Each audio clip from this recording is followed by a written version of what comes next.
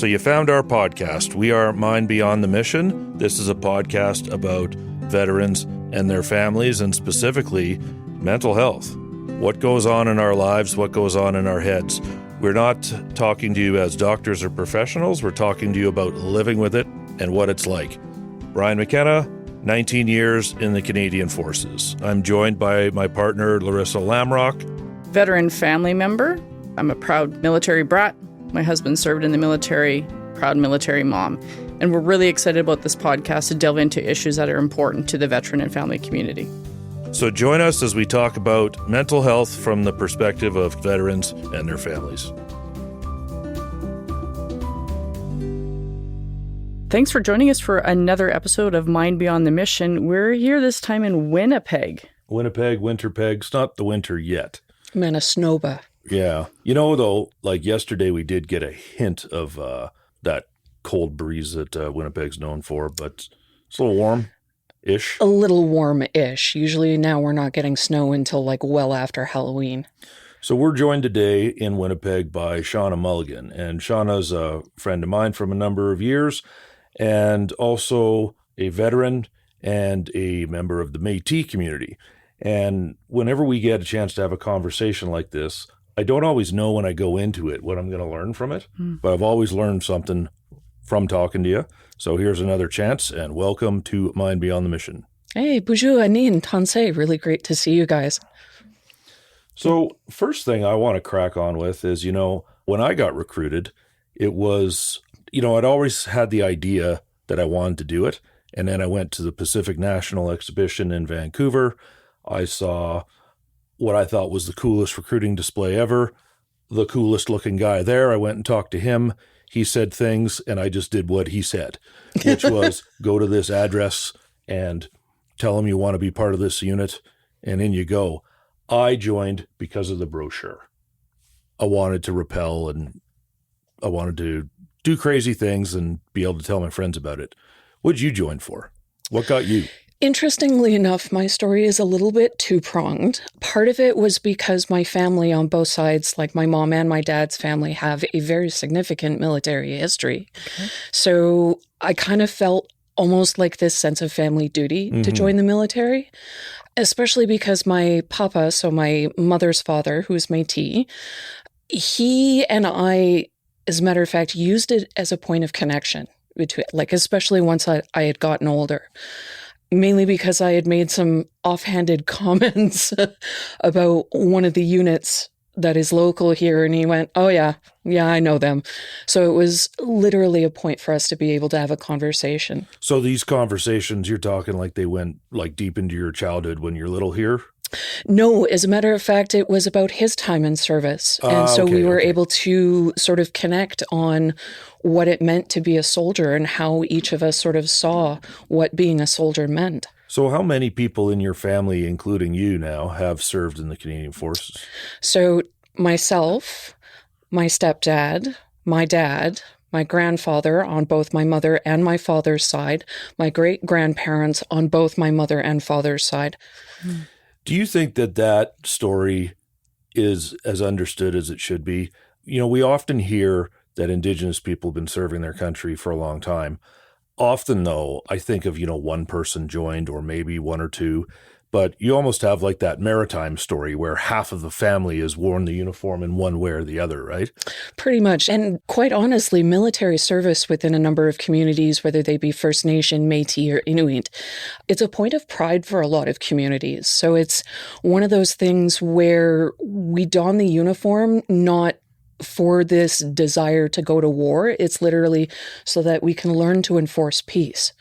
I talk a lot about community in the podcast and within the work that we do, and I myself really strongly identify as part of a veteran family community. And it sounds like that was a little bit for you too. There was a sense of community and almost culture within your family. I mean, so many people in your family served. So I'm curious to learn how, or if there was an intersection or crossover, or how part of your Métis culture might have intersected with military culture. Unfortunately, I did not identify as Métis while I was still serving. Okay. I come from a generation of people where saying or openly claiming your Métis status or your Métis identity was really not a good thing. I mean, coming out of the generation where Métis folk were still considered, like traitors or, things like that, I, at the time of my service, did not feel comfortable identifying. And it took until I started going back to university for me to finally feel comfortable enough to say, this is part of my identity. Which, interestingly enough, my grandfather, while he was in, and this was one of the conversations that we had, because I had asked him, knowing you are Métis, right? What was military life like for you while you were in service? And it was interesting that he told me, I didn't experience, things like racism or anything like that. But then he went on to, of course, tell me stories of what we now call microaggressions, right? But small, offhanded comments about, you're one of the good ones kind of deal. Okay. Yeah, I look back and my folks were a half English and half Irish immigrant family. You're an Indigenous person, I'm not. We came here when I was young, and everything about the crown for me is rather pleasant. When I had a cap badge on my head, no point of that cap badge has done anything bad to my family, done anything bad to my community. It really matched. I could put that thing on and not have a problem. How do you think this is felt in Indigenous communities, especially those folks that serve, whether it's military or some other way? There will be pride, but is there a conflict there? Do people feel that they're wearing something that's hurt their community in the past? Some communities do. And again, it all depends on the community. I have found throughout the course of my research that if there is that historical connection, say, okay, let's take, for example, Six Nations Grand Reserve, right? Many of their community members have significant military history, and the town itself has a significant military history.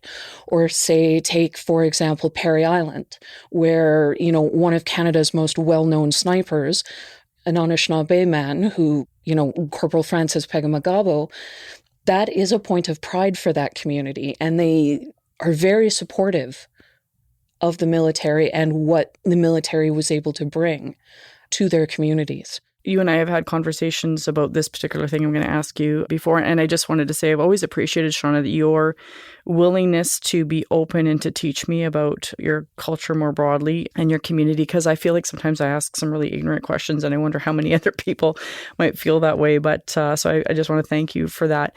My two children are of Indigenous heritage, and I always enjoy trying to learn more about their culture. And we attend a local powwow every year, and I have been very humbled by what I observe there. And usually the beginning of the powwow, they do a grand entry, which seems very sacred. And what humbles me is the fact that as part of that grand entry, they invite all veterans to participate in that. And given what Brian was talking about, what Métis, First Nation, Indigenous people have kind of suffered from the crown, that they are able to make that invitation. Again, there are some communities that are very much not interested in fostering that relationship. Okay. But yeah, at powwows, veterans serve an important function, and it's literally to ensure that the ground, the powwow ground that we'll be dancing on, is safe, literally and figuratively, and spiritually as well. The other thing that we do is if there's an eagle feather that falls off something like regalia, it's the veterans that are supposed to go, first of all, and honor that eagle feather, but then also assist with the retrieval of the eagle feather. Oh, wow. So the teaching that I have received in regards to that is that it is literally the representation of a fallen soldier. Oh, wow. Okay. Hence why we as veterans go to basically recover that and, of course, acknowledge, first of all, that that soldier has given the ultimate sacrifice. So there we go. I didn't know that. Right? That's beautiful. One thing that we have talked about in the past, you've helped me get some progress on, but I'm still kind of stuck on, is it's very common, especially when you work in government spaces, to open whatever you're doing with an Indigenous land acknowledgement, for example. I still feel a little bit like an imposter, like I'm saying something that I don't truly understand. And I've asked various Indigenous folks, like, does this look like cultural appropriation when a guy like Brian gets up there and says this statement? I've also had some places, they'll be talking almost like a legal point of view, like this land is owned by or governed under this treaty. But one thing you'd said to me was land, like this thing under our feet. We're standing on this rock. And what if in the course of not paying attention to that, we're doing damage to it today? And that stuck with me. I still don't know exactly what to do with that though, but that's kind of where I'm at, is I still feel sometimes that I'm faking it. Like I want to do what's right, but I don't really know. So how does that come across when you go into a hour-long meeting and everyone says the first 30 seconds, they read out this line that they probably don't understand. Oh, wait, I can recite it off. and then we just get on with sometimes everything that we were going to do anyhow. Yeah, usually when people ask me about land acknowledgements, usually it's, hey, can you do our land acknowledgement? Certainly I don't mind doing that, but the reason behind land acknowledgements was to have everybody basically sit and go, first of all, this idea of land belonging or land ownership is actually quite a foreign concept. Within a number of Indigenous communities. The land is something that was gifted to us by Creator, and that literally everything we need is on the land in order to live a good and healthy life. So by acknowledging the land, you're also acknowledging the fact that the land itself is a being, right? And that is something that a lot of people do struggle with, because we see things like rocks or trees or plants or categorize them as inanimate objects, but they're not technically. They have a living spirit within them, right? And that's reflected certainly within our languages too. Oftentimes, First Nations languages, even the variants of Michif that I've learned, all of their descriptors in regards to their language place those beings basically as living beings, as opposed to, say, in English, it's an inanimate object, right? So it's interesting to see how the land acknowledgement, I think, sort of misses that point. After we had that first conversation about this, one thing this is going to sound strange. I started thinking of like military drip pants, right? And I'm talking about that big hunk of plastic you fire under the cylinder block of your vehicles to catch the oil. And I'm thinking, if we're up in the OPSI training area of Chilliwack, and we're not putting that under there, that's going into the fish. The Stolo band's just down there. If we're using more cars than we need to, the pollution's going to the air and blowing that way. Who's that way? What community lives that way? It's weird where my thoughts started going, but that was one thing that came out of that conversation was, okay, what are we doing to the water, the air, the land in this briefing, in this training, in this activity we're about to do? And that, to me, just speaking as myself, is way more of a way that I think I could honor the land than repeating a line that I don't truly understand at the beginning of a session. Interestingly enough, Laryssa, I remember sort of posing a challenge to you while we were still in Zoom, that the next time you went to go and get a drink of water, be sure to thank the water. And we had, of course, a water ceremony for Atlas's roundtable discussion. Has that challenge that I posed to you changed the way you think of water? I think first I want to say it's changed the way I do land acknowledgements. Good. That conversation, because for a long time I didn't do them. And I'm sure a lot of my colleagues or people on meetings might have thought I was being a jerk, being ignorant. The reason I didn't do them is because I felt ingenuine until I had a conversation with you. And so it does change the way I do land acknowledgements. I appreciate it and thank you for educating me, because my boys are Indigenous. I very intentionally, before I'm asked when I'm chairing a meeting or something to do a land acknowledgement, that I do some research beforehand. So now I know where my local water at home is sourced.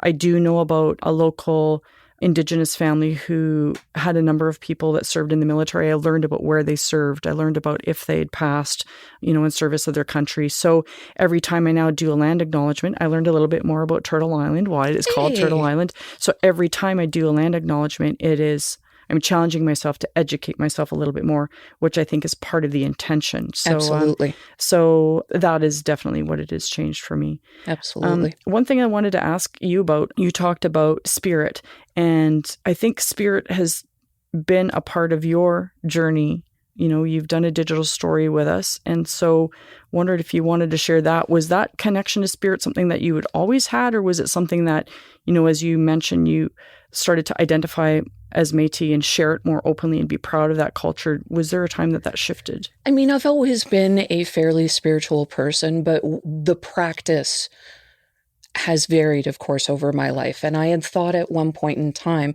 certainly like in high school when I had enlisted in the military, that these teachings, these ceremony practices, these spiritual practices were not open to me. And once figuring out that it's like, no, I am a Métis person, right? I have those family connections here too. As a matter of fact, my Métis family is originally from St. Norbert. They had left, of course, during the uprising, right, taken scrip and had gone out to Saskatchewan, where my grandfather is originally from. But we didn't really sort of talk a lot about spirit until, of course, I had joined into the military and spending more time with my grandfather. And, you know, he would say things to me like, remember while you're out in Shiloh doing, you know, playing silly bugger with the guys over a weekend, right? Remember that the land is there. Remember that the spirit is there. Remember that, you know, you don't have to go into a physical location in order to be able to have a conversation with a higher power. That effectively our church is the land, is being on the land, is literally the earth, the wind, and the water, hokey as it sounds. But those are literally the things that we need in order to be able to survive. And having a good relationship with those things means acknowledging when you're doing harm on them. And, you know, one thing in my line of work that I've been forced to realize, you know, people will ask me sometimes, well, what do veterans think about X? Who are they voting for? How do they feel about whatever the new thing is we're buying or not getting? And I've found myself always saying, well, there's 600,000 of them. They probably have 600,000 different opinions. Maybe I can talk to you about what most might feel, or the people I talk to.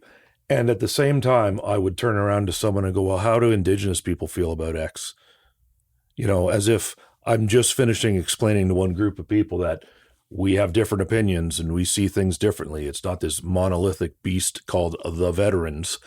And do you find often that when people find out you're Indigenous, they almost ask you to speak on behalf of this pan-Canadian, over 1 million person entity, which is the Indigenous Canadians? I do get that a lot. And I do try and remind folks, much like when I was still teaching, that obviously we're not this monolithic group, that using that approach is basically, it's reductionist, for the lack of a better term. Right. But the big takeaway is that each of our communities is individual, as even as individuals can be. Right. There's a saying within our communities where it's like, if you ask one person their opinion, you're going to get 3 different answers. It will literally depend on the person, the time, right, the day, the specific context of what you're asking them about. You know, optimistically, when I hear that question about my community, I feel sometimes like, okay, good, this person wants to know. But the pessimistic side of me says, you don't want to engage the community. You want to just have asked one of us what we all think, and then you're going to disappear. Yeah. Otherwise, you know, what does British Columbia think? How's Saskatchewan voting next week? In many, many different ways. It is one of those things where I try and be mindful that I'm not speaking on behalf of especially the Métis Nation, mainly because I am not a member of the Métis Nation. So I don't want to say, you know, or speak on their behalf. They have, of course, their own people who are able to speak on things, but certainly I can speak to my own experiences. And that is one of the biggest fears in a lot of communities, especially as a researcher. Communities are always worried. First of all, what are you going to do with the research once it's done? Second of all, what are you going to do with our relationship once you've gotten or extracted the research? And that's been something that I have personally taken, that rather than just ending the research and being like, okay, thanks very much for the info, I'm out of here. I go, no, I want to continue to maintain the relationship. And that's important within a lot of Indigenous communities, whether they be First Nation, Métis, or Inuit. And is that kind of counter to research ethics? It can be. Because normally after you're done your engagement, you're Supposed to not supposed contact. to not. But when you're dealing with that particular community, that it'd be insulting. Truly. And there is some flexibility now, especially because myself and a number of folks within the Indigenous Studies Department at the U of M have been working towards making campus policy and the campus itself a little bit more, Indigenous friendly or indigenized. And that was one of the things that we brought up, was the fact that Indigenous communities are often dealing with situations that we wouldn't be dealing with in an urban context. The "I'm from Ottawa and here to help" is probably the best line to instill fear in soldiers when they're Truly. right. And people don't understand what they're saying when they say that. It's like, oh yeah, you are. No, you're here to crush, cut, evaluate. And that's the military context of that. And yet I still find when I'm dealing with, colleagues or other people in these medical and government spaces, that they want to show up and start work right away. Like they're just going to show up and go, hey, I'm from X organization, answer my questionnaire, and because we know something you don't. We've got this amazing medical system, and so just start talking to us. And I'm looking at it thinking, some of the biggest scars of our country have been when Ottawa brought a great idea to them, to other parts of this land, specifically to Indigenous communities. Does that resonate with you? It does. As a matter of fact, I do know a number of people within the community that sort of keep government services at arm's length. It's one of those things where they go, we know you've said this, we're not actually hopeful you're going to follow through with it. Oftentimes now what I do is, and this is something that is inherent within our communities, if we're getting together for a specific reason, it's not like, okay, we're all here, let's jump into it. There's something that basically that we do is that we visit with each other before we get into the work, right? So it's literally, hey, how's your cousin Johnny doing? Or, hey, Uncle Joe, I heard that you were having, trouble with an illness. Can you tell me about that? Or, there's been a birth in the family, or there's been a marriage, right? Like you actually sit down and develop and foster good relationships before you get into the work. I have one of those awkward questions for you. Oh, yay. And it might seem like semantics. Do you consider yourself, or do you prefer to be referred to as an Indigenous veteran or a veteran who is Indigenous? I mean, you could technically call me a Métis veteran, and I would be okay with that, because then that way you're being specific in both contexts. The term Indigenous is used sort of as this umbrella term, right? But we have to remember that it encapsulates, much like the Canadian Constitution of 1982, hereby recognizing and affirming the existing rights of Aboriginal people of Canada, right? Which is pretty close to the terminology. But the word Indigenous encapsulates First Nation, Inuit, and Métis. Okay. So oftentimes, and this is something that I encourage my students to do, is if you are going to talk about a specific group of people, identify that group of people. Okay. So if you're talking about First Nations, right? So Anishinaabe or Nehiyaw or Stolo or any number of First Nation communities all across Canada and the 500 reserves across Canada, or you're talking about Métis people, right? Who are usually categorized under this massive monolithic umbrella. But even then, there's differences within Métis communities, right? Mm-hmm. Are you English-speaking Métis? Are you French-speaking Métis? Are you more connected to First Nations side as opposed to, say, European Roman Catholic side? There's so much variation within our communities, even First Nation, Inuit, and Métis. Mm-hmm. So we've spent the last couple of days at a conference in Winnipeg here. That's why we're in town, in reference to health for the serving community, health for the retired military community. A lot of uniforms walking by, uniform that you used to wear. What do you feel when you see that walking by? Do Do you miss it? Do you wish you were still wearing it? It's complicated. Yeah, of course. Like there's always that initial tensing, shoulders come up around my ears, like very much a shit, I have to behave myself. Pardon my language. There's also somebody's going to yell at me. Right. That follows very swiftly on that. And then I kind of get to that point where it's like, wait a minute, they can yell at you, but it's not going to mean anything anymore because you're no longer in.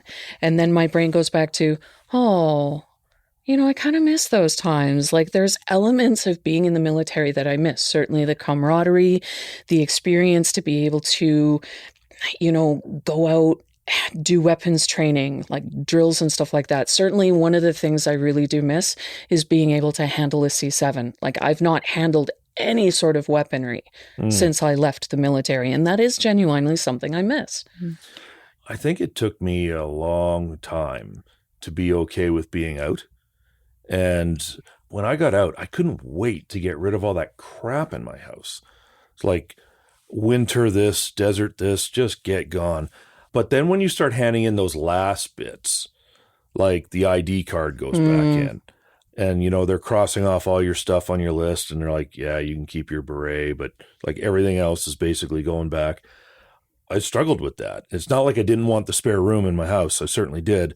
But there were some items handing back in that sucked to let go of. It's like, really? I've got to knock on the door now to come in here?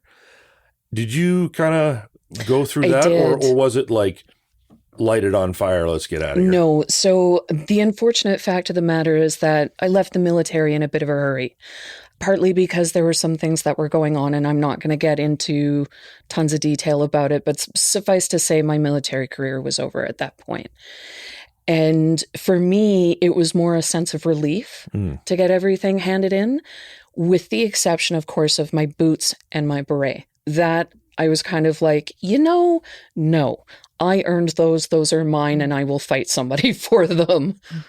Shauna, your transition out of the military, like you said, it was quite in a hurry, but you kind of almost like faded out of the picture. You have talked before about how some people, after the fact that you reunited with later that you served with asked you, like, where did you go? Was that transition difficult for you? Did you feel acknowledged? Not at all. Not at all. Yeah, when I left, it was one day I was there and then the next day I wasn't. Now, at that time, I was also just finishing up my healthcare aid course through Red River. I was starting to work more at the hospital. So in terms of the transition, I was able to basically take the focus that I was using in my medical career in the military and focus it on my medical career in civilian life. So that there wasn't so much difficulty with. The difficulty was, well, because I'm not a unionized person, I'm not getting the shifts that I need. Whereas with the military, while I was still in, all I'd have to do is, go up the chain of command and basically say, hey, look, I need to have some Class A days. I can't do that as a civilian medical person, right? It's literally you'd have to be on call. And because you are so far down the list, you're like the last person they call. So I wasn't getting the work that I needed. So yeah, had I had a little bit more supports, things would have been a little bit different. And like even on the way here today, we had some spare time. We drove by the armory for your home unit, the Minto Armory. Right? Correct. And how is that for you? Like it's from the outside in, it looks like a castle, but that houses a number of military units, gotta house a number of memories, good and bad for you.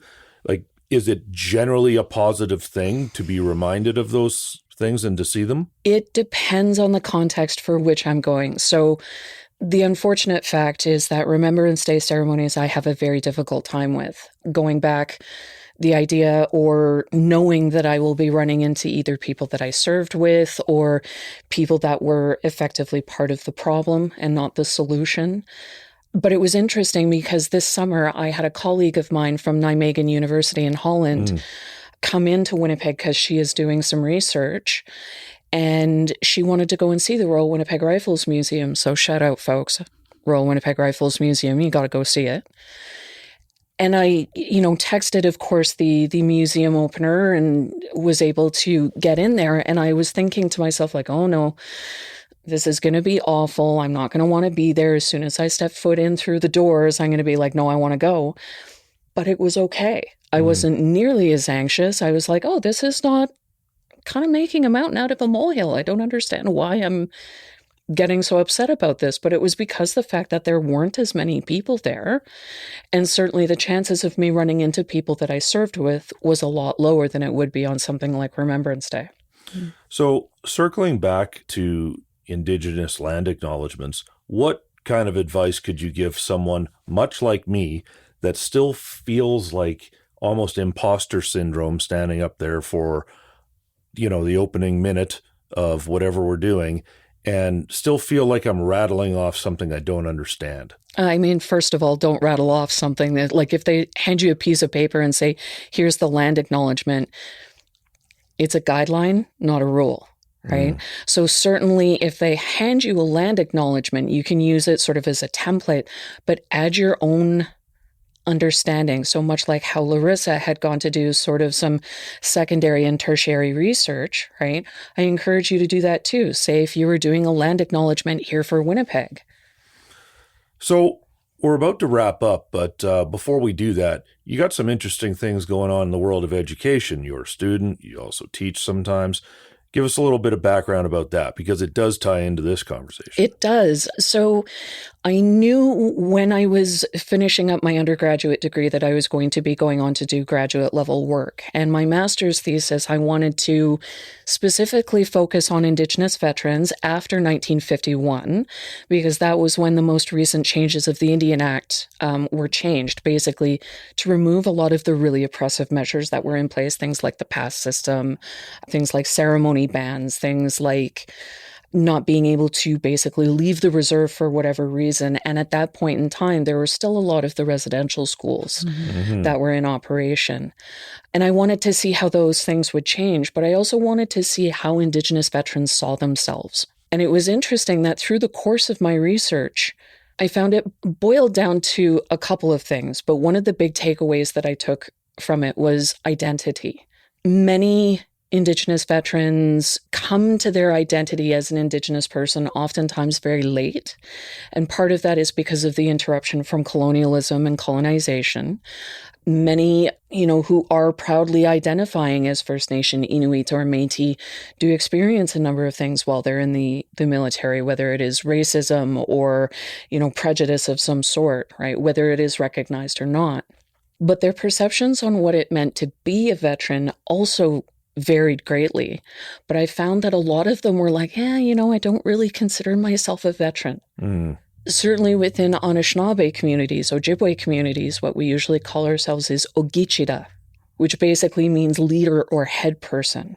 Within certain other languages, there are terms or terminology language specific to soldiers. And I thought it was interesting that the term Ogichida specifically means leader or head person, because that's going back to the powwows, how it's always the veterans who are the first to lead in the grand entry. Well, that was what we wanted. It's always good to see you. And you're in the top of my list of when in Winnipeg, call this person. Yes, please. But we'll be posting your cell number in the... There'll be a lineup of people outside your door next week. It's always good to talk to you just as friends, but also to get a little bit more insight. And I've left here already with some new information that I didn't know about. So I will always, always, always say to the both of you, Kazagan, which in Anishinaabe is the long form of I love you, but there's the other meaning to it too, which is literally the acknowledgement that you complete me, or I acknowledge the impact that you have had upon me. Thank you, Shauna, for being here. And I guess I will put a shout out that if you want to learn a little bit more of Shauna and her journey, you did create a digital story with us, which I think is absolutely beautiful. You are an amazing storyteller. So folks can jump onto the Atlas website. But just thanks for spending time and for always answering my awkward questions. I really appreciate it. Anytime. I love awkward questions. That's another episode of Mind Beyond the Mission.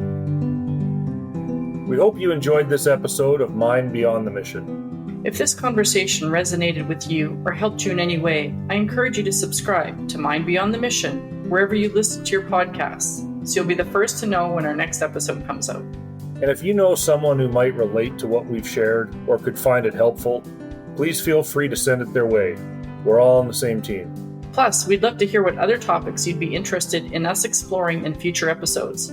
Brian and I have a lot of ideas and subjects we plan to dive into, but you, the listener, have probably experienced or thought of topics that haven't crossed our minds yet. Please reach out if this is the case.